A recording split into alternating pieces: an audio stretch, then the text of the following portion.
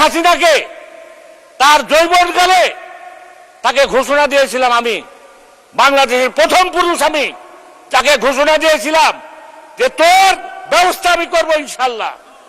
যখন ম্যাডাম খালেদা জিয়াকে ওই পদ্মার থেকে ফেলে দিতে চাল, হুমকি দিল ইউনূসকে পদ্মার থেকে বুড়িগঙ্গা থেকে ফেলে দিতে, তখন প্রথমে আমি ঘোষণা দিয়েছিলাম।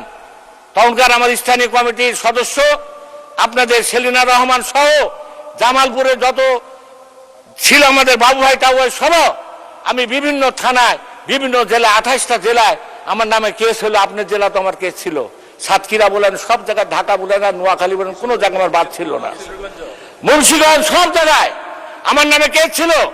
সেটা কিন্তু আমরা ভয় করিনি শেখ হাসিনাকে। এখন তো ভয় করার প্রশ্নই উঠে না, প্রশ্নই উঠে না। মাননীয় স্পিকার, আমি আপনার উদ্দেশ্যে বলতে চাই, আমাদের সেলিম ভাই কুমিল্লার মন্ত্রী, উনি এই আমাদের বিরোধী দলের বন্ধুরাও বলেছেন, আমিও বলছি যে 15 বছর 20 বছর চাকরি করে যদি বেতন না পায়,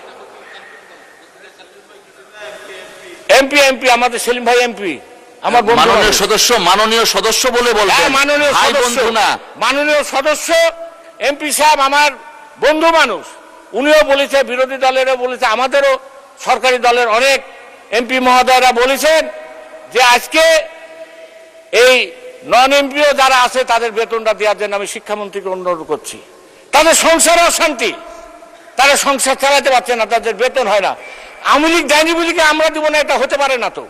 আমরা বেতন দেব, তাদের সংসারে সুখ শান্তি ফিরাই দেব। মাননীয় স্পিকার, আরেকটা ঘটনা ঘটছে আমার এলাকা বাগা থানায়, লালপুর এবং দৌলতপুর থানায়।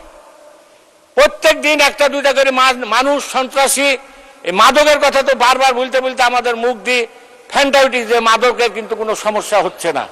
অতএব এই মাদককে ধ্বংস করতে হলে পুলিশ বাহিনীকে আরো শক্তিশালী করতে হবে।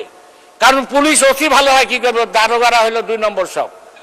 এই 2 নম্বরের কারণে ওই ফেন্সিডিলের সাথে তাদের যোগাযোগ, তারা ব্যবসা করে, বাণিজ্য করে।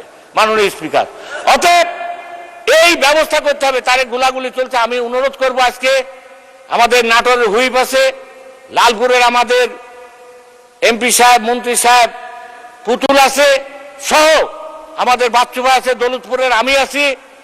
আমাদের ওই এলাকার যাতে শান্তি ফিরায়, মানুষ শান্তি পাচ্ছে না। মাননীয় স্পিকার, আমার মিলন ভাই বলেছে আমের কথা, আমি বলতে চাই না, আম মানুষ না খায় এখন পড়ে যাচ্ছে। মাননীয় স্পিকার, কিছু কিছু আম আছে, এগুলো চলছে না। অতএব ওখানে আমের একটা কোল্ড স্টোর করেন।